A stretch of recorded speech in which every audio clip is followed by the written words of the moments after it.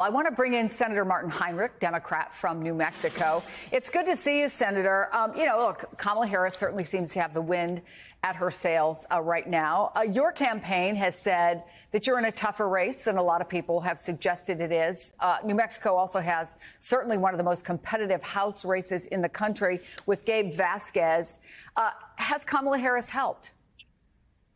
Enormously. I mean, the difference in enthusiasm on the ground is palpable, and that can buy you 2 or 3 points. So for my race, which was, closer than in the past, certainly for a race like Gabe Vasquez, that's been neck and neck for in the past cycle and in this cycle, this makes a giant difference. And I think Tim Walz makes a difference. I mean, this is somebody I know from my years in the House. You couldn't ask for a more real guy. I mean, he's the guy that J.D. Vance pretends to be.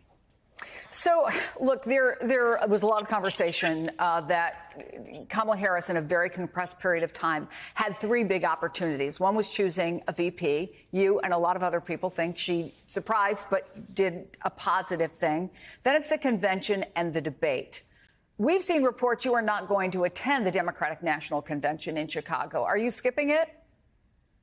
I'm not skipping it. I typically don't go to the conventions when I'm in cycle. My time is better invested in New Mexico. I have no concerns about the top of the ticket. I mean, I would love for Kamala Harris and Tim Walz to be in New Mexico.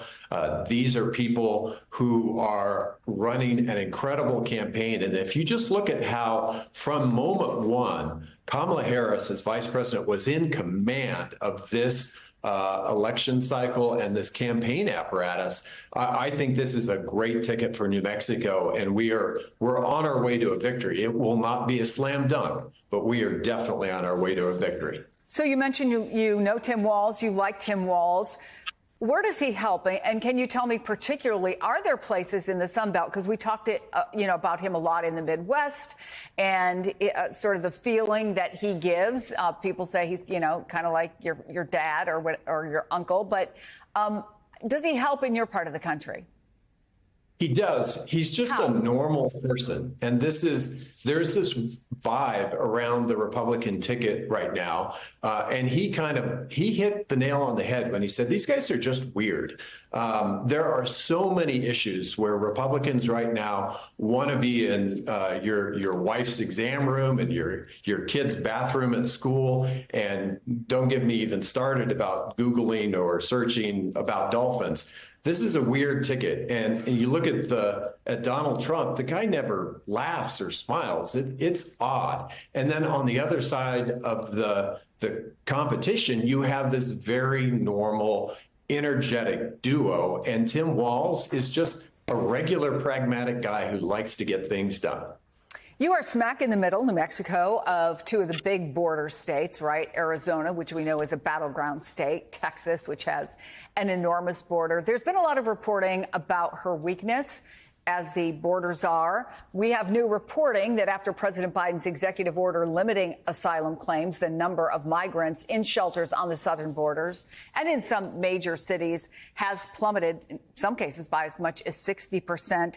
How big of an issue do you see that as, and what can she do about it? Do you feel like she's behind on that issue? No, I think the Republicans have a real challenge on this issue now because we came together, Republicans and Democrats, recognizing where the weak points were in our border and immigration policy. And right smack in the middle of that is our asylum law. So the president has stepped up and done what he needs to do. But we still need to change the asylum law so that it can't be gamed by cartels who are trafficking people from all parts of the world.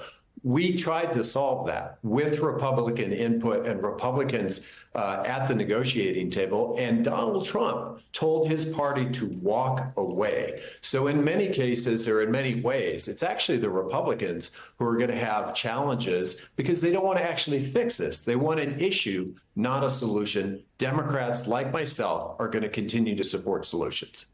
Senator Martin Heinrich, I would be remiss and I would get in trouble with one of my brothers who went to New Mexico Highlands University if I didn't give them a shout out, and your state in general. Thank you. Appreciate Great to see you. Great to have you on the program. Thank you.